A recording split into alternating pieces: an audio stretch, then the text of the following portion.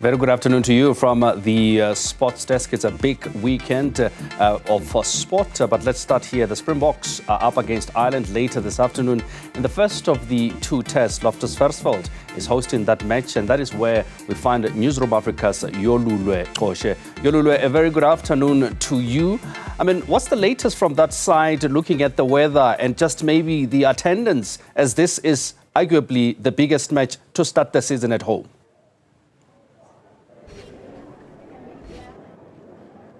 Well, a very good afternoon to you, Studio Gwena, as well as to the viewers at home, of course. Listen, the countdowns are finally over.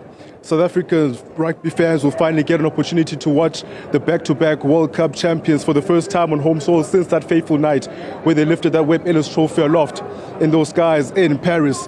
You speak about the attendance driving here, Gwena. There's a lot of green and gold, traffic, there's flags. It seems like the South Africans are going to be well represented. It's also seemingly a contrast to what we experienced the last time we played against Ireland in Paris. I remember speaking to my colleague Valen saying that we seem to be outnumbered by the light green jerseys of the Irish. It seemed to be a bad omen on the night because we went on to lose against the Irish. But today, at least, Gwena, I'm happy to say that we are well represented.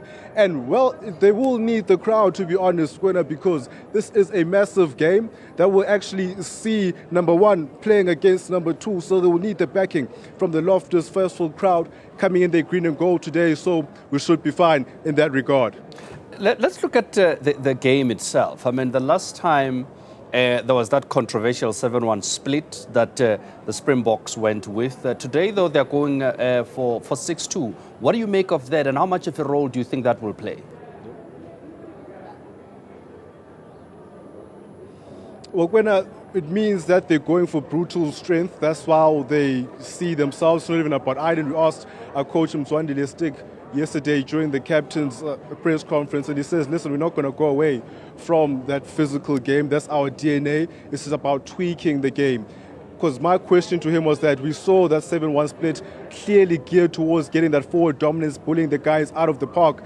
But on the night, the Irish seemed to have something up their sleeves. They seemed to telegraph how the Springboks were going to come. And some of our big hitters on that night had some of the worst games I've had in such a long time. The likes of Eben Isabeth and Stephen Kitsoff were taken off so early in the game because that forward dominance game was not well executed. But I think the difference this time around, Gwena, is how we've refined it. Back then, we couldn't cope with what happens when we go to the ground, the breakdown. This time around, we've got the likes of Qoshe Smith at 8th man, a man who's able to play to the ball on the ground. A fetcher is what they call them in rugby terminology. So maybe that is the lesson that they've learned from that particular game, because we know when it comes to the Irish, their biggest strength on the ground is a man called Josh van der Fleer, one of the best fetchers in the game.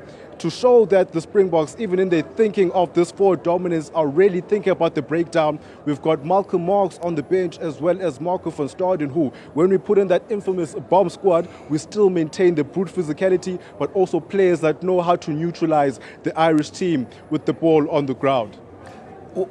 From that perspective again, I mean, do you expect the Irish then to try and adjust to the Springboks' gameplay?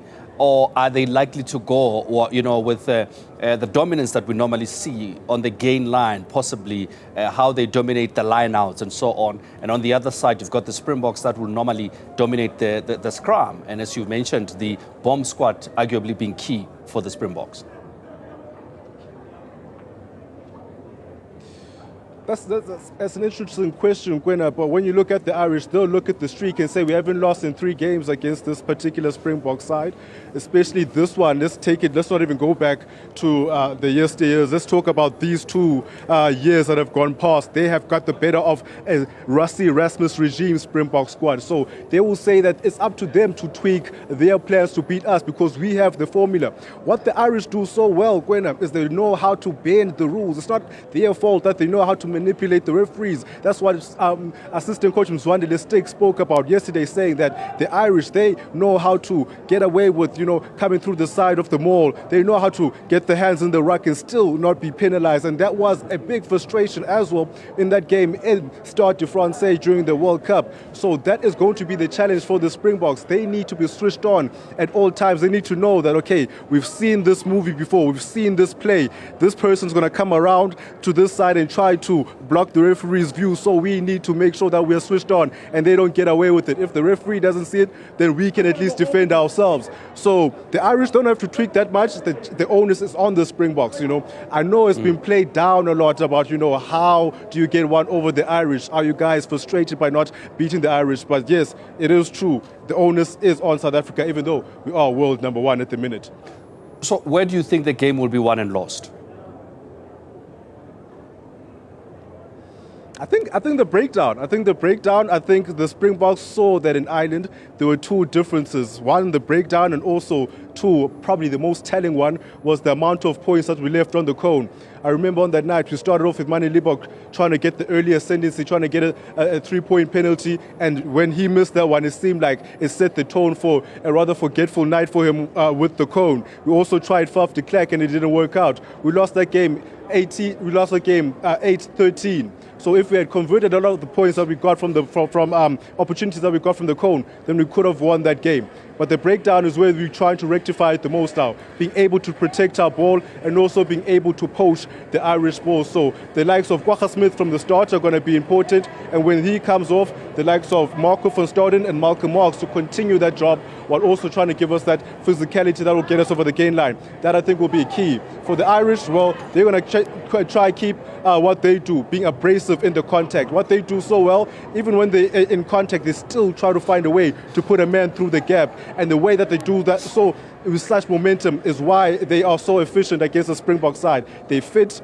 they're well drilled at the breakdown, and they've also got the likes of Bandi Aki, a physical number 12, that can occupy Damien de Alinde as well. So man for man, they will back themselves, but their biggest strength, winner, is when they team up.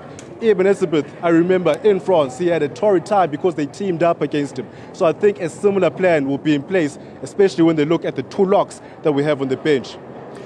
We've seen the return of Rassie Erasmus. How important then is this game from that perspective, from that coaching perspective, as much as he has been there in the World Cup, but he's back again as a head coach?